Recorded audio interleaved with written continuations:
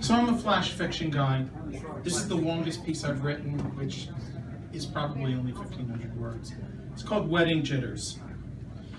She slapped him hard in the face. It was loud enough for even as an observer you winced. The timing was unfortunately perfect, since the band had just finished playing their song. Silence followed. Not a whimper from him, not a curse word from her, and not a whisper from anyone else. She quickly spun around, her dress swaying like a princess gown. The clopping of her heels started loud and faded as she exited at the far side of the room, as though the spontaneous event was planned for the most dramatic exit possible. The whispers started and the crowd got louder. And I wondered, what caused the slap? What suddenly happened between the bridesmaid and the best man? Is it their first time she slapped him, or the 10th, or the 100th? I go to the bar and order 2 drinks, then head through the doorway into the adjacent room. She's sitting in the chair looking out the window. So hi, I say. You look like you might appreciate a drink, and I hand her a glass. She doesn't ask what's in it. She takes it and swallows the contents in 2 gulps. Thanks, she offers in a monotone and turns her gaze back to the window. So what a party, huh? I mean, great entertainment. The band is awesome, and some guy just about got his head slapped off by a gorgeous girl who makes the bride look like the Bride of Frankenstein. Makes you wonder what that poor schmuck must have done. Did you see it?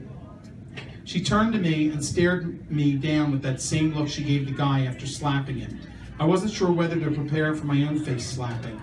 Her stare softened and then she started laughing. I guess everyone saw, huh? Pretty much. And are they talking about it, she asked. A little. You know, maid of honor nearly knocks the head off the best man. It adds intrigue to the whole wedding thing. I guess it would, she smiled. I'm Tori. She offered me her hand. And you are? A guy who wants to watch your hand very carefully. We both laughed. Walt. No last name, Walt? I'm saving it for a lull in the conversation. She murmured, and the lull presented itself immediately. Simone.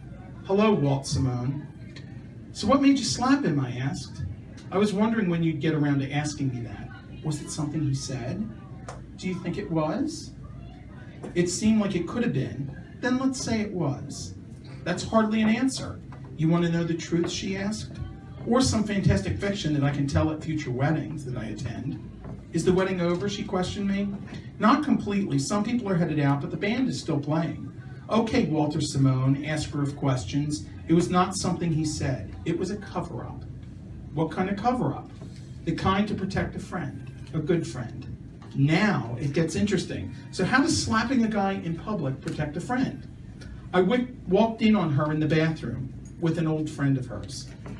The way she said her, it was obvious that her was the bride. Ah, a little prenuptial nuptials.